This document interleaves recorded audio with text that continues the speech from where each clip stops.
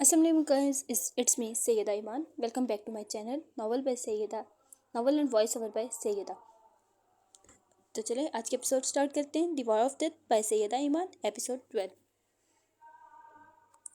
अहमद रात को 12 के बाद घर पहुंचा। अपने पास मौजूद चाबी से दरवाज़ा खोलकर अंदर दाखिल हुआ, लेकिन सामने ही तख्त पर इसे साजिदा बेगम बैठी दिखाई दी और अहमद को देखते जल्दी से अहमद के पास पहुंची और उसके सीने से लगी। तुम ठीक हो ना? मैं कितना घबरा गई थी। तुम्हारा फ़ोन भी नहीं मिल रहा था। साजिदा बेगम इसे बाजू और चेहरा टटोलते घबराए लहजे में बोली। मैं ठीक हूँ अम्मी। अब वो आज निमरा की बहन की बर्थडे थी, बताया तो था, और मेरे फ़ोन की चार्जिंग ख़त्म हो गई थी, इस वजह से आपको बता नहीं सका। आप क्यों परेशान होती हैं इतना? अहमद साजिदा बेगम को अपने हिसार में लेते नरमी से बोला। जानता था माँ है और परेशान हो जाती है, ऊपर से था भी एक ही बेटा, ज़रा ज़रा सी बात पर घबरा जाती थी। तुम्हें पता है शेर भी बाबा बाबा करता ही सो गया, बहुत रो रहा था। साजिदा बेगम ने इसे शेर के बारे में बताया तो इसे बेसाख्ता ही अपने बेटे पर प्यार के साथ साथ तरस भी आया। अच्छा, मैं इसे देखता हूँ। आपने खाना खाया और दवाइयाँ ली? अहमद ने इनसे पूछा। हाँ, अभी थोड़ी देर पहले ही फाती दे कर गई है, वो भी थक गई थी तो इसे अंदर छोड़ कर आई हूँ। साजिदा बेगम ने भी नरमी से जवाब दिया। ये दो बच्चे ही तो इनकी कुल कायनात थे।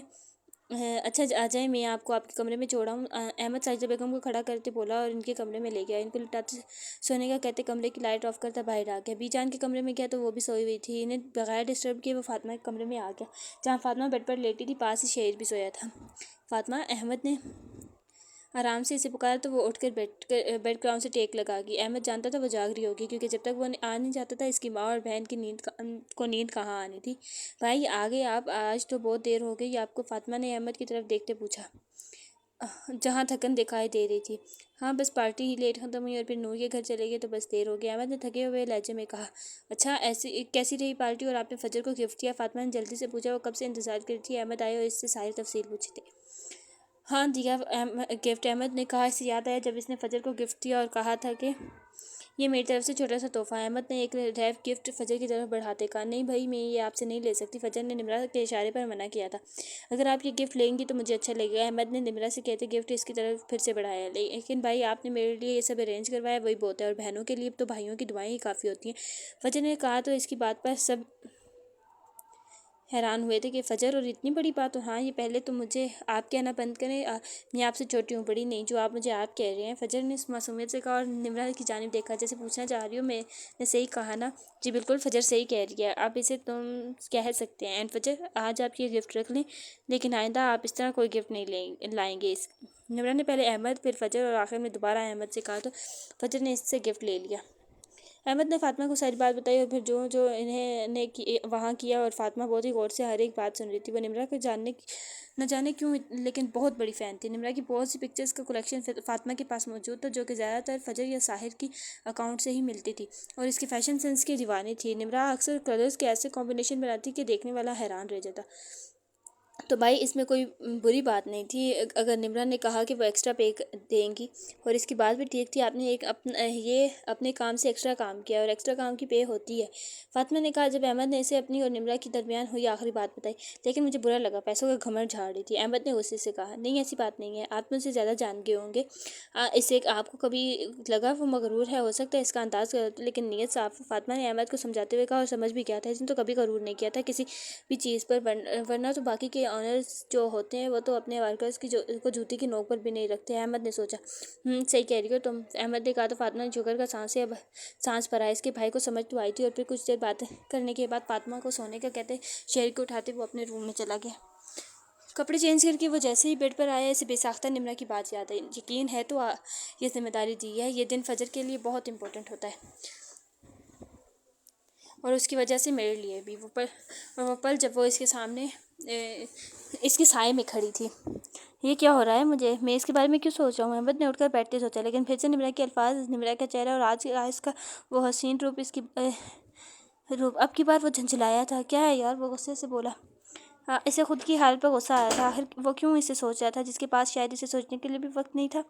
आज संडे था, और संडे का सारा दिन वैसे तो निमरा का घर के कामों में और कुछ टाइम साहिर, फजर और आरिफ के साथ गुजरता था, लेकिन क्योंकि ये संडे फजर की बर्थडे की बात का था, तो आज का सारा दिन घूमने में ही निकलना था, क्योंकि हमेशा फजर की बर्थडे के आसपास जो संडे होता वो इनका बाहर ही गुजरता था। निमरा, फजर, साहिर और आरिफ, ये चारों इकट्ठे निकल जाते, और फिर रात कहीं देर से ही इनकी घर वापसी होती थी। इस पर आरिफ नहीं जा सकता था, लेकिन इस पर इसकी जगह परी ने लेनी थी। दूसरी तरफ अहमद कभी संडे तकरीबन अपने घर ही गुजरता था। शेर के साथ या साहिजा बेगम के घर के कामों में मदद करने या फिर शाम के बाहर कहीं दोस्तों के साथ निकलता था। लेकिन अब तो दोस्तों के पास भी टाइम नहीं था, सब अपनी अपनी जिंदगियों में मसरूफ हो गए थे। अहमद की आंख अपने गालों पर होने वाले दर्द से खुली। इसने आंख खोली थी तो शेर इससे गाल पर अपने दांत गाड़ रहा था। वो शायद इससे रात लेट आने का बदला ले रहा था। अहमद ने इसे पीछे किया क्योंकि इसने बहुत ज़ोर से काटा था। अहमद उठते अपना गाल सराहने लगा जहाँ शेर के छोटे छोटे दांतों के निशान थे। अहमद ने शेर को मसनूई गुस्से से देखा जो अपने ही कारनामे पर तालियां बजाते खुश हो रहा था। सब्र कर, तुम्हें तो मैं बताता हूँ। अहमद ने एक ही जज्ब में शेर को पकड़ा और इसके गालों को नरमी से काटने लगा। इसके नरमी से काटने पर शायद शेर को गुदगुदी हो रही थी, इसलिए वो हंस रहा था। तुम्हें बहुत हंसी आ रही है। अहमद ने लहजे को सख्त बनाते कहा और इस बार ज़रा ज़ोर से काटा तो शेर को हंसी को ब्रेक लगी और वो रोना शुरू हो गया। अब पता चला बच्चों मुझसे पंगा ले रहे थे, शेर को रोते देख अहमद ने कहा। नंदे बाबा, गंदे बाबा, शेर ने रोते हुए गुस्से से कहा। इसके गाल सुर्ख हो गए थे। अच्छा, तो अब मैं गंदा हो गया हूँ और तुम बहुत अच्छे हो, हाँ? अहमद ने इसे मसनूई घूरी से देखा और फिर अगले ही पल इसके पेट में गुदगुदी करने लगा। फिर शेर और अहमद की खिलखिलाहटें पूरे कमरे में गूंज रही थी। इनकी हंसने की आवाज़ सुनते साजिदा बेगम ने बेख्तियार इनकी ऐसी मुस्कुराहटों की दुआ की थी। बस बस बाबा, बस बस बाबा, शेर ने इस अहमद को ना रुकता देख हंसने के दरमियान कहा था। पहले बोलो बाबा अच्छे हैं। अहमद ने इसे गुदगुदी करते ही कहा। अच्छा बाबा अच्छे हैं, अच्छा बाबा अच्छे हैं, शेर ने अपनी तोतली ज़ुबान में कहा। तो अहमद ने इसे गुदगुदाना छोड़े उठाते प्यार किया। मेरा बेटा भी बहुत अच्छा है। अहमद ने इसे प्यार करते कहा तो शेर खिलखिलाया। जाओ दादों से बोलो वो आपको तैयार करें, मैं फ्रेश होकर आता हूँ। अहमद ने शेर को दरवाजे की तरफ भेजा और खुद फ्रेश होने से वॉशरूम चला गया। निम्रा तो अपने टाइम पर ही उठ गई थी, लेकिन आज ना ही सायर ने जल्दी उठना था और ना ही फजर ने। इससे निम्रा नाश्ता करने के बाद परी को लेकर ग्रोसरी के लिए आ गए। घर में सारा सामान ख़त्म हो गया। वैसे तो वो पहले दिनों में ही ग्रोसरी कर लेती थी, लेकिन इस बार इसे टाइम ही नहीं मिल रहा था, इसलिए इस वक्त वो ग्रोसरी स्टोर में मौजूद थी और ट्रॉली घसीटते वो चीज़ें इनमें रख रही थी। परी को इसने बेबी कैरियर बेल्ट के ज़रिए उठाया हुआ था। वो ग्रोसरी करने के बाद घर आई और अभी वो सारा सामान सेट कर ही रही थी जब फजर अपने नाइट सूट जो कि ब्लैक ट्राउज़र और ऑरेंज घुटनों तक आती शर्ट थी उसके ऊपर स्टॉल लेती किचन में आई और आते ही पीछे से निम्रा को हक कर लिया। उठ गया मेरा बच्चा, अब बैठो, मैं आपके लिए नाश्ता बना कर लाती हूँ। निम्रा ने मुड़ते कहा तो फजर फिर से इसके सीने से लगे। निम्रा ने इसे पीछे करना चाहा तो वो पीछे नहीं हो रही थी। फजर क्या हुआ है बच्चे, इधर देखिए मेरी तरफ। निम्रा ने फजर को ज़बरदस्ती खुद से पीछे किया और इसका चेहरा देखते ही निम्रा का दिल धक से रह गया। सूजा सुर्ख चेहरा और भीगी सुर्ख आंखें। निम्रा ने इसकी आवाज़ में भी भार महसूस किया था, लेकिन इसे लगा शायद नींद की वजह से। फजर क्या हुआ, कोई बुरा ख्वाब देखा है कि दर्द हो रहा है? क्या हुआ है फजर? निम्रा ने तड़प कर फजर के चारों हाथों के प्याले में भरा और पूछने लगी। अब या वो कहते फिर से निम्रा के गले लगी, जबकि निम्रा का दिल घबरा रहा था। न जाने क्या हुआ था। निम्रा फजर को लेती बाहर आई, इसे सोफे पर बिठाया और इसका चेहरा अपने सामने किया। पास ही मुलाजमा परी को सेरेलैक खिला रही थी। फजर मुझे बताएं क्या हुआ है, अपनी अपिया को नहीं बताएंगी क्या? निम्रा फजर की सूजी आंखों को देखते पूछा। फजर बगैर कोई जवाब दिए निम्रा की गोद में सर रखे सोफे पर लेट गई, जबकि फजर की खामोशी निम्रा को परेशान कर रही थी। निम्रा ने मजीद कुछ नहीं पूछा और निम्रा ने इसके बालों में उंगलियां चलाने लगी, लेकिन इसकी परेशान नजरें निम्रा के आधे नजर आते चेहरे पर टिकी थी। वो अपनी गोद में गिरते निम्रा की आंसू बाखूबी महसूस करती और इस बार निम्रा को मजीद परेशानी हुई, क्योंकि फजर कभी इस तरह खामोश नहीं होती थी। अपिया की जान, अपिया का बच्चा, आप मुझे परेशान करिए, कुछ तो बताएं, हुआ क्या है? निम्रा के लहजे में परेशानी और फिक्र दोनों मौजूद थे। अब यह इसने ऐसा क्यों किया? मेरे साथ क्या कसूर था मेरा? इसने ऐसा बदला क्यों लिया मुझसे? फजर सिसकी भरते बोल रही थी। इसका रोना अब हिचकियों में बदल गया था। इसी वक्त हॉल में साहिर दाखिल हुआ और फजर की बात सुन चुका था। इसने आते इशारे से निम्रा से पूछा, जिस पर निम्रा ने परेशानी से नफ़ी में सर लाया। अब यह इसने वीडियो मेरी मैं अब क्या करूँगी? इसको क्या मिला होगा? अब मैं अब बाहर कैसे जाऊँगी? निम्रा ने बेरतब जुमलों से इन्हें ये तो समझ आ गई थी कि कोई बड़ी बात है, लेकिन क्या ये इन्हें समझ नहीं आ रही थी। इस बार साहिर भी परेशान हुआ था। फजर मुझे ठीक से बताएं, हुआ क्या है? आप क्यों बाहर नहीं जाएंगी? निम्रा ने फजर का सिर ज़बरदस्ती अपनी गोद से निकालते कहा। निम्रा की बात सुनते फजर उठते ऊपर सीढ़ियों की तरफ बढ़ गई और ऊपर जाते इसने खुद को कमरे में ला कर लिया। साहिर और निम्रा भी इसके पीछे गए थे। फजर दरवाज़ा खोलो। फजर हुआ क्या है, कुछ तो बताओ। निम्रा मसलसल दरवाज़ा जाते परेशान से बोल रही थी। अंदर से फजर की ऊंचा ऊंचा रोने की आवाज़ें आ रही थी। अब यह चल जाए यहाँ से, मैं कभी बाहर नहीं आऊँगी, बल्कि मैं खुद को ख़त्म कर लूँगी। फजर का कहना था कि निम्रा के सांस अटकने लगे। फजर आप ऐसा कुछ नहीं करेंगे। फजर please open the door. Nimra इस बार रोते हुए बोलती है कि वही तो आखिर सहारा थी इसका, और वो भी ऐसी बातें कर रही थी। साहिर जल्दी से दरवाजे की चाबियाँ लाया और दरवाज़ा खोला, लेकिन सामने का मंजर देखते ही निम्रा और साहिर को हैरत हुई। फजर बखरे बाल, सूजा चेहरा और आंखों के साथ हाथ में चाकू पकड़े अपनी कलाई पर रखे हुए थी। निम्रा अगले ही लम्बे होश में आती अंदर बढ़ी और एक ही जिस्म इसके पास पहुंचती चाकू लेते दूर फेंका। ये क्या करने जा रही थी आप? फजर, आप होश में हैं? आप होश में हैं? निवा ने इसे कंधों से थामते गुस्से और परेशान से कहा, मुझे मर जाने दे, मैं मरना चाहती हूँ। वो निमरा से खुद को छुड़वाते फिर से छुरी की तरफ बढ़ी थी। चटाक, बस कर दो फजर, बस कर दो। निमरा ने फजर को पकड़ते एक जोरदार थप्पड़ इसके चेहरे पर मारा, जिससे वो जैसे होश में आई थी, लेकिन अगले ही पल होश आवाज से बेगाना होते निमरा की बाहों में जुड़ गई थी। साहिर जो कब से दूर खड़ा जब के बायस सुर्ख आंखों के साथ ये सब देख रहा था, इसे तो यकीन ही नहीं आ रहा था कि ये इसकी मासूम फजर है। फजर को बेहोश देखते फौरन इसकी तरफ इसकी जानिब बढ़ा। साहिर ने जल्दी से इसे बेड पर लेकर गया और इसका चेकअप करने लगा, जबकि निमरत खड़ी आंसू बहा रही थी। इसे कोई गहरा शौक लगा है। साहिर ने अपनी आंखों में आई नमी को पीछे धकेलते हुए कहा, फजर की ये हालत वो बर्दाश्त ही नहीं कर पा रहा था। निमरत जल्दी से फजर के पास आई और बेड पर बैठकर इसके गाल से लाने लगी, जिस पर इसकी उंगलियों के निशान थे। निमराज ने आज पहली दफ़ा इस पर हाथ उठाया था, लेकिन वो क्या करती, वो काबू में ही नहीं आ रही थी। लेकिन अगर वो खुद को कुछ कर लेती, ये सोच आते ही निमरा के आंसू तेजी से बहने लगे। आई एम सॉरी फजर, I am so sorry, please एक बार उठ जाएं। आपकी जो भी परेशानियां हैं मैं खुद दूर करूंगी, बस एक दफ़ा उठ जाएं, अपनी अपिया की बात मान ले। निमरा ने आंसू बातें फजर का गाल नरमी से चलाते कहा, उठ जाओ फजर, ऐसा मत करो, मैंने तो अभी तुम्हें यह भी नहीं बताया कि मैं तुमसे कितनी मोहब्बत करता हूँ। जाहिर में फजर से मुहातिब हुआ, भाई ये देखिए ये क्या है? फातिमा जो मोबाइल देख रही थी, एक वीडियो देखते अहमद से बोली, जो शेर के साथ खेलने में मसरूफ था। क्या हुआ फातिमा? अहमद इसकी तरफ मुतवज्जा हुआ। वो वीडियो देखते अहमद यकदम परेशान हुआ था। इसने जल्दी से मोबाइल निकाला और निमरा के नंबर पर डायल करने लगा, लेकिन कोई फ़ोन ही नहीं उठा रहा था। इसने फिर कुछ सोचते आरिफ को कॉल की थी। कैसे हो अहमद? आरिफ जो बेड पर लेटा था अहमद की कॉल उठाते हुए बोला, आरिफ मैं तुम्हें एक वीडियो सेंड कर रहा हूँ, जल्दी से देखो। अहमद ने संजीदगी से कहा तो आरिफ को भी कुछ गलत होने का एहसास हुआ। फातिमा ने जल्दी से वीडियो अहमद को सेंड की और अहमद ने आरिफ को। वो वीडियो देखते ही आरिफ का दिमाग बग से उड़ा। इसने जल्दी से दोबारा से अहमद को कॉल की। तुमने निमरा को बताया? आरिफ ने फ़ोन उठाते ही पूछा, तो अहमद ने इसे बताया, वो कॉल ही नहीं उठा रहे। ओके, तुम निमरा के घर पहुंचो, मैं भी निकल रहा हूँ। आरिफ ने कहते कॉल कट की और वो दोनों साथ साथ ही शहराजी मंशियान पहुंचे। वो जल्दी से अंदर की जाने पर गई। सामने लाउंज में इन्हें मुलाजमा परी के साथ दिखाई थी। निमरा कहाँ है? आरिफ ने मुलाजमा को देखते पूछा। मुलाजमा को देखते ही खड़ी हो गई थी। वो ऊपर फजर बीबी के कमरे में, पता नहीं उन्हें क्या हुआ है। मुलाजमा के कहने पर आरिफ अहमद की तरफ मुतवज्जा हुआ है। इस तरफ लिफ्ट है, वहाँ से चलो। आरिफ एक तरफ इशारा करते कहा तो अहमद जल्दी से आरिफ की व्हील चेयर को थामे इस तरफ बढ़ा। लिफ्ट से वो लोग ऊपर पहुंचे और फजर के कमरे की जानिब बढ़े, जहाँ फजर इन्हें बेड पर बेसुध पड़ी दिखाई थी और इन दोनों ने गहरा सांस भरा। निमरा, आरिफ के पुकारने पर निमरा दरवाजे की जानिब में जाए, जहाँ आरिफ और अहमद दोनों मौजूद थे। इन दोनों को देख निमरा को कुछ गलत होने का एहसास हुआ। इसे याद आया था फजर इससे किसी वीडियो के बारे में बात कर रही थी। तुम दोनों यहाँ सब ठीक है ना? निमरा ने इन दोनों को देखते परेशानी से पूछा। निमरा, क्या तुम्हें कुछ नहीं पता? आरिफ फिर से बोला। इसने एक नज़र साहिर के चेहरे को देखा, तो मतलब इन्हें कुछ नहीं पता था। क्या नहीं पता? कुछ बताओगे? निमरा की परेशानी में इजाफा हो रहा था। पहले फजर का रोना, इसका बेहोशी और अब आरिफ और अहमद का यहाँ आना। फजर को क्या हुआ है? आरिफ ने निमरा का सवाल को इग्नोर करते हुए पूछा, तो इस पर साहिर ने सारी बात इसके गोश गुजार दी। फजर की यह हालत इस वीडियो की वजह से हुई है। आरिफ ने एक दफ़ा आंखें बंद की और फिर खोलते मोबाइल से एक वीडियो निकालते इन्हें दिखाई। जैसे जैसे वो वीडियो देख रहे थे, वैसे वैसे इनके गुस्से और परेशानी में इजाफा होता जा रहा था। क्या बकवास है ये सब? निमरा ने वीडियो पूरा होने से पहले ही आरिफ के हाथ से मोबाइल लेते सामने दीवार पर दे मारा। गुस्सा इतना था कि इसका पूरा जिस्म इश्तियाल से कांप रहा था। दूसरी तरफ साहिर का भी हाल कुछ अलग न था। इसकी भी बाजू, गर्दन और कनपटी की रगें गुस्से से फूल गई थी। सुर्ख आंखें इसके शदीद गुस्से का पता दे रही थी। अभी ऐसे पहले कोई कुछ बोलता, फजर की कमज़ोर आवाज़ उनके कानों से टकराई। निमरा फ़ौरन फजर की तरफ मुड़ी। फजर, मेरा बच्चा, मेरी जान, आप ठीक हो ना? निमरा ने फिक्रमंदी से इसके चेहरे को देखते पूछा। अपिया, मैंने कुछ नहीं किया, मुझे नहीं पता ये वीडियो कहाँ से आई। फजर ने निमरा के हाथ पकड़ते रोते हुए कहा, जैसे अपनी बात का यकीन दिलाना चाहती हो। सहर ने भी तो यही कहा था। निमरा ने कब से अपनी आंखें मीची और फजर को अपने सीने से लगाया। आपको बताने की ज़रूरत नहीं है, मैं जानती हूँ आपने कुछ नहीं किया, लेकिन मैं वादा करती हूँ जिसने भी ये सब किया है, मैं इसे ऐसी सजा दूंगी कि वो ज़िंदगी भर याद रखेगा। निमरा ने पहले प्यार से फजर से कहा और आखिर में इसके लहजे में इंतहा का गुस्सा था। अब ये सब सारे लोगों ने किया है इस दिन की बेइज्जती का बदला लेने के लिए। फजर ने पीछे होते हिचकों के दरमियान कहा, एक मिनट, तुम्हें ये सब कैसे पता? इस पर सवाल आरिफ की जानिब से आया था। सारिफ ने ही यूनिवर्सिटी ग्रुप में ये वीडियो भेजी और ये मैसेज भी इसने ही मुझे किया है। निमरा ने अपने मोबाइल निकालते एक मैसेज प्ले किया, तुम्हारी वजह से हमारी बहुत बदनामी हुई, पूरी दुनिया बल्कि हमारे पेरेंट्स तक ने हमें जलील किया।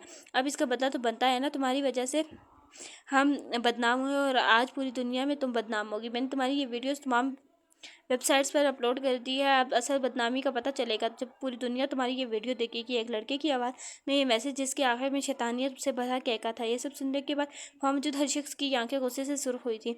मैं इस घटिया इंसान को छोड़ूंगा नहीं, साहिर गुस्से से कहता दरवाजे की जानिब बढ़ा। रुक जाओ साहिर, ये वक्त जो से नहीं होश से काम लेने का है। पहले तो हमें सारी वेबसाइट से ये वीडियो डिलीट करनी होगी। पहले की बात डिलीट करनी होगी पहले। बहुत से लोग ये वीडियो देख चुके हैं, पहले इस वीडियो को वायरल होने से रोकना होगा। अहमद की आवाज़ ने साहिर के कदमों को रोका। अहमद सही कह रहा है, हमें पहले वीडियो पर फोकस करना चाहिए। आरिफ ने भी इसकी तायीद की। और अगर तब तक वो लोग हमारे हाथों से निकल गए तो? साहिर ने अपनी सिर्फ आंखें अहमद पर टिकाए पूछा। ये लोग ठीक कह रहे हैं साहिर। आरिफ, यहाँ के बेस्ट हैकर्स को बुलाओ, तुम भी हैकिंग जानते हो। मुझे जल्द से जल्द ये वीडियो पूरे सोशल मीडिया से डिलीट चाहिए। ये तो हम जानते हैं। इस वीडियो में सिर्फ फजर का फेस यूज़ किया गया है, लेकिन ये बात दुनिया नहीं जानती। निम्रा पहले साहिर से बोली और बाद में आरिफ से कहा तो साहिर भी रुक गया और आरिफ ने भी निम्रा की बात पर सर हिलाया और व्हील चेयर के सीट से बाहर की जानिब चला गया। इसके पीछे पीछे साहिर और अहमद भी निकले। पीछे निम्रा फजर को सीने से लगाए बैठी थी। फजर बच्चे आ जाएं, मैं आपको कुछ बना दूँ, आपने नाश्ता भी नहीं किया। निम्रा ने कहते हुए फजर को उठाना चाहा। नहीं, मुझे नहीं करना नाश्ता, फजर ने कहा तो निम्रा ने खफकी से इसे देखा। आ जाइए फजर, थोड़ा सा प्लीज़ मेरे लिए। निम्रा के कहने पर वोट की होनी चाहिए। जहाँ साहिर, अहमद और आरिफ तीनों को अपने अपने मोबाइल कानों से लगाए बिजी थे, जबकि एक तरफ मुलाजमा परी को लिए बैठे थे। निम्रा किचन में गई और सबके लिए नाश्ता बनाया। नाश्ता बनाने के बाद फजर के डाइनिंग टेबल पर बिठाते हुए इनको आवाज़ देने आई। आज हम नाश्ता कर लो आप लोग, निम्रा ने कहा। इसके हौसले और हिम्मत पर अहमद हैरान हुआ था। निम्रा जानती थी साहिर और आरिफ ने नाश्ता नहीं किया होगा और अहमद का इसे पता नहीं था, इसलिए इसने सबके लिए नाश्ता बना दिया। नहीं आप, मैं नहीं कर रहा, साहिर ने कहा। साहिर आ जाओ, थोड़ा सा नाश्ता कर लो प्लीज़, निम्रा ने साहिर का बाजू से पकड़ते कहा। नहीं करना यार मुझे नाश्ता, आप कैसे इतनी रिलैक्स रह सकती है बताएं। साहिर ने मोड़ते इंतहाई गुस्से से निम्रा के दोनों बाजू पकड़ते कहा। इसकी गिरफ्त अच्छी खासी सख्त थी, लेकिन निम्रा ने चेहरे पर नॉर्मल तासुरात रखे। तुम्हें क्या लगता है यहाँ पर सिर्फ तुम ही हो जिसे टेंशन हो रही है? साहिर, जितनी टेंशन तुम्हें है ना इस सब चीज़ को लेकर, इससे कहीं ज़्यादा टेंशन मुझे है। लेकिन मैं नॉर्मल हूँ, क्योंकि अगर मैं भी तुम्हारी तरह पैनिक करने लगी तो फजर को कौन संभालेगा? तुम्हें क्या लगता है मुझे तकलीफ नहीं हुई जब मैंने फजर को अपनी कलाई पर छुरी रखते देखा, या जब वो मेरे बाजू में बिल्कुल सफ़ेद पड़कर बेहोश हुई थी? जानते हो, उस वक्त मुझे लगा था कि मेरी अपनी सांसें भी बंद हो रही हैं। निम्रा ने नहायत ही तहम्मुल और आराम से साहिर को समझाना शुरू किया, और जैसे जैसे वो निम्रा की बात सुनता जा रहा था उसकी गिरफ्त निम्रा के बाजुओं से ढीली होती गई। आई एम सॉरी आपी, पता नहीं कैसे मैं अभी ये साहिर को अपने सख्त लहजे और गिरफ्त का एहसास हुआ था। अब आ जाओ, कुछ थोड़ा बहुत खा लो। निम्रा की सारी बात आरिफ और अहमद ने भी सुनी थी। अहमद को जहाँ लगा था वो साहिर पर चीखेगी, गुस्सा करेगी, लेकिन यहाँ तो बिल्कुल इसकी सोच के बरक्स हुआ था। और फिर वो सब डाइनिंग हॉल में आगे। नाश्ता तो किसी ने खाकी करना था, तकरीबन सबने ही सिर्फ चाय या जूस ही लिया था, लेकिन निम्रा ने फजर को अच्छे से नाश्ता करवाया। निम्रा ने फजर की जूस की ग्लास में नींद की गोलियाँ डाल दी थी ताकि फजर कुछ देर रेस्ट कर ले, और हुआ भी यही। अब ये मेरी आंखें बंद हो रही हैं, सिर भी भारी भारी हो रहा है। फजर ने निम्रा को देख मासूमियत से कहा। इसकी मासूमियत को देखते निम्रा ने दिल में अहद किया था कि वह इस शख्स को जिंदा नहीं छोड़ेगी जिसने इसकी जान से प्यारी बहन की मासूमियत छीनने की कोशिश की थी। हाँ जी फजर, आप थोड़ी देर रेस्ट कर ले, निम्रा ने तमाम सोचों को झटकते फजर से कहा, तो वो भी इसके साथ उठकर नीचे बने कमरे में की जानिब बढ़ गई। और फिर कुछ ही देर में फजर सो गई तो निम्रा मुलाजमा को फजर के पास रुकने की हिदायत देते अब बाहर आ गई। अगले आधे घंटे में शराजी मेंशन की लाउंज की हालत ही बदल गई थी। तकरीबन 8 से 10 लोग वहाँ बैठे वीडियो के बारे में डिस्कस कर रहे थे और इसे डिलीट करने की कोशिश में लगे हुए थे। वो सब नहीं जानते थे इन सब के दरमियान डेड टेबल की टीम का हैकर भी मौजूद है। 3 घंटों की लगातार कोशिश के बाद कहीं जाकर वो वीडियो पूरे सोशल मीडिया से गायब हो गई। वीडियो हर जगह से डिलीट हो गई। एक ने कहा तो सब खुश हो गए। Thank you to all of you for helping me in deleting this video. निब्रा ने इन सबको देखते कहा। इसकी आंखों में तशक्कुर से नमी आई थी। No there is no need for thanks, this is our duty. इनमें से एक ने कहा तो बाकी सब ने भी इसकी तारीफ में हंसा हिलाया। फिर निब्रा ने इन सबको पे किया तो सब चले गए और पीछे से वो चारों बच गए। चलें, अब तो मैं इनको नहीं छोड़ूंगा। पहले आपकी कसम ने मुझे रोक लिया था अभी, लेकिन इस बार नहीं। साहिर ने गुस्से से कहा। मैं इस बार तुम्हें नहीं रोकूंगी, बल्कि खुद तुम्हारे साथ जाऊंगी। निम्रा ने कहते के साथ मुलाजमा को आवाज़ दी और इसे परी और फजर का ख्याल रखने की हदायत दी। वो आरिफ और अहमद और आरिफ की जानिब बढ़ी। Thank you both of you thank you both so much. You both came on time to tell us about this. If it was too late, we would hardly be able to delete this video. आप दोनों का बहुत बहुत शुक्रिया। आप दोनों इस बारे में हमें बताने के लिए वक्त पर आए। अगर बहुत देर हो जाती तो शायद हम इस वीडियो को डिलीट नहीं कर पाते। निम्रा ने आरिफ और अहमद की तरफ देखते कहा, वाह निम्रा, अब तुम हमें इस तरह पर आया करोगी? फिर इस तरह तो तुम्हें भी मुझे भी तुम्हारा शुक्रगुजार होना चाहिए, बल्कि तुम्हारे एहसानों के नीचे दबा होना चाहिए। अहमद तो खामोश है, लेकिन आरिफ फ़ौरन बोला, मैंने तो तुम पर कभी कोई एहसान नहीं किया। दोबारा कभी ऐसी बात की तो मार खाओगे। भूलो मत, छोटे हो मुझसे। निम्रा ने भी इसे जताते हुए कहा, तुम भी शुक्रिया वगैरह वाले मामले में ना पड़ो। आरिफ ने कहा, अब ये आपने चलना है या मैं खुद चला जाऊँ? इससे पहले निम्रा कुछ बोलती है, इन्हें साहिर की झंझलाई आवाज़ है। नहीं, मैं बस आ गई। निम्रा ने कहते साहिर के पीछे कदम बढ़ाए। वो लोग सारिम के घर पहुंचे, क्योंकि सारिम ही इन सब का लीडर था। वो लोग इनके घर में दाखिल हुए। एक बहुत ही शानदार ये घर बहुत ही शानदार बनाया गया था। आखिर होता भी क्यों ना, मशहूर बिजनेसमैन अली अली लगारी का घर था। पहले तो गार्ड ने इन्हें अंदर दाखिल होने ही नहीं दिया, लेकिन फिर कुछ बातों के बाद आखिर वो लोग अंदर आए। इन्हें डाइनिंग रूम में बैठाया गया। वहाँ हर चीज़ इनके आराज़ों का पता दे रही थी। अली लगारी इनके पीछे इनकी बेगम अंदर दाखिल हुए। इनके चेहरे पर परेशानी वो दोनों साफ देख सकते थे। कहाँ है आपका नाम नेहात बेटा? इनके आते ही साहिर गुस्से से बोला। इसने किस तरह खुद पर काबू किया हुआ था वही जानता था। इसके बस में होता तो पूरी दुनिया को तबाह बर्बाद कर देता। आपको पता है आपके बेटे ने क्या किया? एक लड़की की इज्जत उछालते इसे शर्म नहीं आई? अगर कल को इसकी बहन के साथ ऐसा कुछ होता तो वो क्या करेगा? इस पर निम्रा बोली और इसकी आवाज़ काफ़ी ऊंची हो गई थी बात करते हुए, जिस पर साहिर को हैरत हुई। इसने इतनी ऊंची आवाज़ निम्रा की कभी नहीं सुनी थी। हम जानते हैं हमारी बेटी की हरकत काबिल माफ़ी नहीं है। हम बहुत शर्मिंदा है। और अली लगाई शर्मिंदगी से बोल रहे थे, लेकिन इनकी बात को निम्रा ने काटा। आपकी शर्मिंदगी का हम क्या करें? हमारी बहन की इज्जत वापस आ जाएगी। निम्रा ने इनकी बात काटते दृष्टगी से कहा। अपने बेटे से कहे जल्द से जल्द मीडिया के सामने अपनी गलती को कबूल करे और फजर से माफ़ी मांग के मांग ले। फजर कल यूनिवर्सिटी जाएगी और अगर किसी ने इसके खिलाफ कोई भी बात की और फिर अपने बेटे की ज़िंदगी की दुआ ही करना। आप शायद खड़े होते हुए नहायत ही गुस्से से बोला। इसको खड़ा होता देख निम्रा भी खड़ी हो गई और वो दोनों ये कहते ही जाने लगे, लेकिन इनको रोती हुई मिसेस लगारी की आवाज़ ने रोका। हम कहाँ से अपने बेटे को बोले? हमें तो खुद नहीं पता हमारा बेटा कहाँ है। जिंदा भी है कि नहीं? मिसेस लगारी रोते हुए कह रही थी। निम्रा और साहिर इनकी तरफ मुड़े। क्या मतलब है आपकी बात का? निम्रा ने इनकी तरफ मुड़ते सपाट लहजे में कहा। इसे और इसके दोस्तों को तट्टे वाले ले गया है। इस पर मिस्टर लगारी ने परेशान से कहा। क्या? इन दोनों के मुंह से एक साथ निकला। वो दोनों हैरान हुए थे।